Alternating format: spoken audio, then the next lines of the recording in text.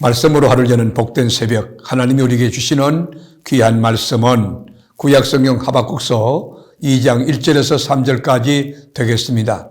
온라인으로 동참하는 여러분도 다 함께 성경을 펴주시고 같이 말씀 속으로 들어가 보실까요? 내가 내 파수한 곳에 서며 성리에 서리라. 그가 내게 무엇이라 말씀하실는지 기다리고 바라보며 나의 질문에 대하여 어떻게 대답하실는지 보리라 하였더니 여호와께서 내게 대답하여 이르시되 너는 이 묵시를 기록하여 판에 명백히 새기되 달려가면서도 읽을 수 있게 하라. 이 묵시는 정한 때가 있나니 그 종말이 속히 이르겠고 결코 거짓되지 아니하리라. 비록 더딜지라도 기다리라. 지체되지 않고 반드시 응하리라. 아멘. 하박국 선지는 다른 주의 종과 조금 다른 점이 있습니다. 관점도 다르고 태도도 다릅니다. 하박국은 다른 선지자들처럼 일방적으로 하나님께로부터 받은 말씀, 들은 말씀을 전하는 그런 선지자가 아니라 하나님께 꼬치꼬치 질문을 던집니다. 그리고 하나님께 답변, 대답을 들은 그것을 전하는 그런 예언의 방식을 택했습니다. 하박국은 하나님의 대답이 충분히 이해가 되지 않으면 더 확실한 대답을 듣기 위해서 또다시 질문하고 또다시 질문합니다. 그래서 납득이 되면 움직이는 선지자가 하박국입니다. 그런 말씀을 더 분명하게 구체적으로 듣기 위해서 끈질기게 기다렸습니다. 하박국이 하나님께 던진 두 번째 질문은 하나님께서 바벨론을 동원하여 유다가 짓밟힐 것이고 많은 사람이 죽을 것이고 많은 사람이 사로잡혀 갈 것이라는 말씀을 접수하고 도대체 이해할 수가 없었습니다. 하박국은 이번에 하나님 앞에 따집니다. 1절에 보면 파수하는 곳, 높은 곳으로 올라가서 하나님의 답을 기다리는 거예요. 하나님 응답해 주세요. 답변해 주세요. 말씀해 주세요. 그는 하나님이 세상을 다스리는 주권을 믿었기 때문에 하나님께서 가지신 높은 뜻을 알기를 원했어요. 온전한 것을 알기를 원했어요. 자신의 입장을 주장하기 위한 것이 아니라 하나님이 어떻게 생각하고 계시는지, 하나님이 무엇을 원하시는지 가까이 듣기 위해서 거기서 기다리고 있었습니다. 그런데 하나님의 답이 왔어요. 하나님의 응답이 왔어요. 여호와께서 내게 대답하여 이르시되 너는 이 묵시를 기록하라는 거예요. 명백히 새기고 달려가면서도 읽을 수 있게 하라. 2절에 볼까요? 여호와께서 내게 대답하여 이르시되 너는 이 묵시를 기록하여 판에 명백히 새기되 달려가면서도 읽을 수 있게 하라. 하박국에게 우리가 감사할 게 하나 있어요. 그것은 뭐냐? 하나님의 말씀을 정확하게 듣고 그 말씀을 기록을 했다는 거예요. 그리고 전하여 주어서 우리가 지금 21세기 IT 산업시대의 말씀을 들을 수 있게 된 것입니다. 하박국이 말씀을 듣지 아니하고 거기에서 끝까지 자기 주장만 펼치고 있었다면 오늘 이 말씀, 고귀한 이 정확한 말씀을 들을 수 없을 것입니다. 하나님의 말씀을 분명하게 전하기 위하여 우리가 잘 들어야 됩니다. 정확하게 들어야 합니다. 이 묵시는 정한 때가 있나니 그 종말이 속히 이르겠고 결코 거짓되지 아니하리라. 비록 더딜지라도 기다리라. 지체되지 않고 반드시 응하리라. 3절 말씀이죠. 우리는 우리가 정한 때를 가지고 있고 그리고 하나님의 때에 맞춰 살아야 되는데 여러분 우리가 그걸 잘못해서 성급해가지고 서두를 때가 많잖아요. 하나님이 정해진 카이로스라고 하는 하나님의 정해진 시간표가 있다는 거예요. 기다리면 정확하게 반드시 꼭 주시는 거예요. 하나님께서 공의대로 이 생을 다스리신다면 우리가 어떻게 될까요? 우리가 살아남을 수 있을까요? 여기는 목사도 죽었을 거예요. 우리나라도 망했을 거예요.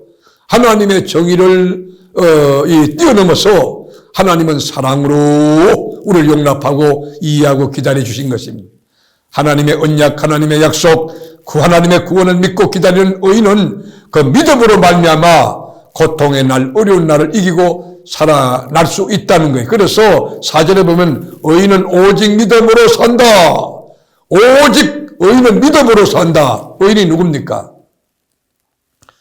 여러분 형법에서 윤리 도덕적으로 깨끗하고 살인하지 않고 간음하지 않고 도둑질하지 않고 그것이 의인인 것입니까? 그렇지 않아요. 하나님을 의지하고 십자가 보혈을 믿고 믿음으로 사는 자, 예수의 보혈의 피뿌림을 받은 그런 사람이 의롭게 사는 의인이 된다는 것이. 우리는 코로나 19 이 시대를 통과하면서 우리가 많은 사건을 경험하고 우리의 인간의 연약함을 잘 깨닫고 체득했어요. 얼마나 보잘것없고 형편없는 존재인 걸 알았어요. 국가가 다 달라들어서 안 되잖아요. 미국이라고 하는 세계 최강대국의 대통령이 코로나 걸리지 않습니까? 그런데 우리 인간이 교만하면 될까요? 인간의 교만에 대해 하나님께서 깨우치시는 경고가 이번에 코로나 19을 통해서 우리에게 잘 전달되었다고 생각합니다. 이런 시대에 무엇을 하며 살아야 합니까? 불평하며 원망하며 사는 것이 아니라 오직은 의인은 믿음으로 사는 거예요. 믿음으로 감사하며 믿음으로 사는 거예요. 믿음으로 개인의 삶도 믿음으로 가정도 믿음으로 우리 세계로교도 믿음으로 왜요? 잠시 후면 주님이 오실 것이기 때문에 의인은 믿음으로 살아야 할 것이며 뒤로 물러가면 하나님이 기뻐하지 않기 때문에 오직 영혼을 구원에 이르는 믿음을 가진 자들은 앞으로 나아가다가 주님의 영광을 보고 앞으로 전진하다가 주의 역사를 보고 앞으로 감사하며 나가다가 주님의 기적을 주의 영광을 체험하는 자가 되어야 된다는 것이죠. 그리고 여러분 우리가 히브리서 11장에 보면 믿음이라는 전당에 기록된 믿음의 전사들 믿음의 영웅들, 믿음의 그 광자들이 기록되어 있지 않습니까? 믿음으로 산다는 것은 믿음으로 무엇을 이루고 기적을 행하고 업적을 많이 내는 것 그거 아니에요. 그런 결과물과 아무 상관없이 믿음으로 사는 거예요. 하나님이 나와 함께 계신다. 주의 말씀을 붙들고 그 말씀을 묵상하고 그 말씀에 순종하며 살아가는 거. 이것이 믿음으로 사는 거예요. 무슨 일을 만나든지 믿음으로 살기로 결단하고 사는 것. 이것이 믿음입니다. 믿음은 그냥 사는 거 아니에요. 이 믿음은 하나님의 약속의 말씀을 붙들고 그 말씀을 묵상하며 그 말씀을 육화하는 거예요. 우리 삶에 이루어가는 것이에요. 하나님의 뜻을 더딜지라도 반드시 이루어진다는 확신을 가지고 어렵더라도 참아 나가는 그것이 참된 믿음인 것입니다. 오직 믿음으로 살기를 원하시는 우리 주님 앞에 어떤 환난과 역경이 닥쳐와도 의인은 오직 믿음으로 산다. 이 영적인 공식과 이 법칙과 원리를 우리 삶에 체득하고 그리고 우리 삶에 적용하고 하늘에 계신 하나님과 더불어 살아가는 언약의 백성 우리 세계롭교회 교우들이 다 되실 수 있기를 존귀하신 예수님의 이름으로 축복합니다. 샬롬 기도하겠습니다. 주님 상식적으로 납득이 되지 않을 때가 있어요. 하나님의 공의가 무너진 것에 대하여 가슴 아파서 너무 마음이 아파서 절규할 때가 있습니다. 하나님 살아계십니까? 이 사회가 너무 기울어졌습니다. 우리나라 좋은 나라 되어야 되는데 우리나라가 제사장 나라가 되어야 되는데 하나님 긍휼히 여겨주세요. 그렇게 우리가 눈물로 기도하며 호소하고 지난 세월이 오래입니다. 주님 어느 때까지입니까?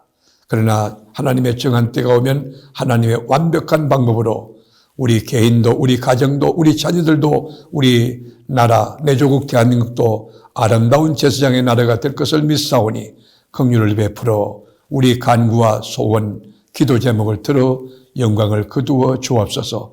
오늘도 하루 살아나갈 동안 믿음으로 살게 하시고 믿음으로 모든 사람을 만나 격려해 주며 또 소망을 주며 그리고 축복하는 하나님 아버지 사랑하는 하나님의 사람의 삶으로 살아가게 하옵소서. 우리를 죄와 사망에서 건져내신 너무너무 좋으신 나의 구주 내 사랑하는 예수님의 이름으로 기도드립니다. 아멘.